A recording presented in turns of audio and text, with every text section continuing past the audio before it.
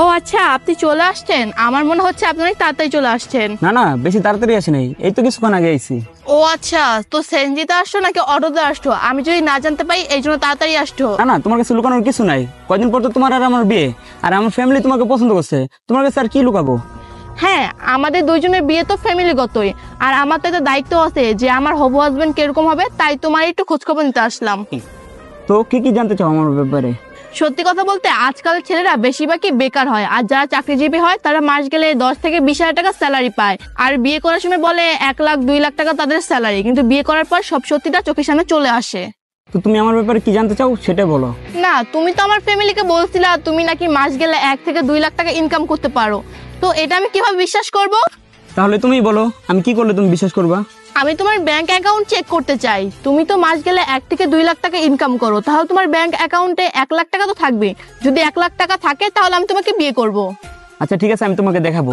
যেহেতু তোমার ফিউচার ব্যাপারে তুমি ভাবতেছো, তাহলে আমি আমার ফিউচার ব্যাপারে ভাববো, তাই না? ও আচ্ছা তাই, তাহলে তুমি কি ভাবতেছো? এই তো আমার অ্যাকাউন্ট তোমাকে দেখাবো, তার আগে তোমার ডিএনএ চেক করা লাগবে। Check up? কেন তুমি আমার এসব চেক আপ করতে চাচ্ছ? কেন তোমার চেক আপ করবো জানো? কারণ অতীতে তোমার বয়ফ্রেন্ড থাকতে পারে, তুমি তোমার বয়ফ্রেন্ডের সাথে ইন্টিমেট হতে পারো এবং কি ট্যাবলেট খেতে পারো, আর হয়তোবা তুমি আমার বাচ্চার মা নাও হতেও পারো। এই জন্যই তোমার চেক আপ করাবো, কারণ এটা আমার ফিউচারের ব্যাপার। বিয়ের আগে এসব কে করায় চেক আপ? আর এগুলো তো নর্মাল, আজকাল সবাই এইসব চেক আপ করে। আরে না না, আমি কোনো চেক আপ টেক আপ করবো না, সরি। দেখো, তুমি আমার আগে কার সাথে রিলেশন করছো না করছো এটা আমি দেখবো না, আর তোমাকে চেক আপ করাতে হবে।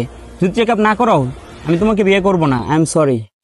আমাদের বংশে বিয়ে হওয়ার আগে কোনো মেয়েকেই চেক আপ করে না, তো আমিও চেক আপ করতে পারবো না। I am so sorry. আমাদের বংশের ছেলেরা কোনো মেয়েকে ব্যাংক ব্যালেন্স দেখায় না।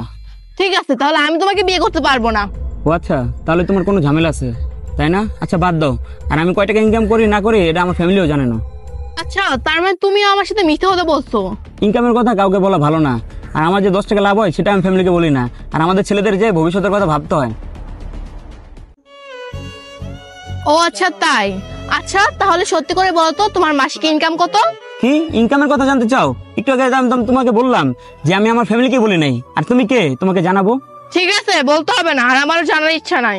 ঠিক আছে, আমার ইনকামের ব্যাপারে আমি কাউকে বলি না, আর আমার ব্যাংকে কয় টাকা আছে সেটা আমি তোমাকে দেখাতে পারি। এই দেখো।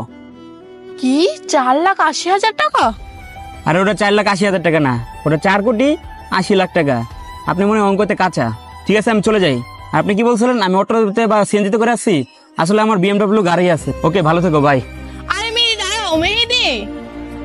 বন্ধুরা, কখনো টাকা দেখে ভালোবাসবেন না মানুষকে, মানুষকে ভালোবাসবেন, তাহলে সুখে থাকবেন। এই ভিডিওটা ভালো লাগলে লাইক শেয়ার কমেন্টস করবেন। ধন্যবাদ সবাইকে ভিডিও দেখার জন্য। নতুন কেউ থাকলে আমাদের ফলো করতে ভুলবেন না।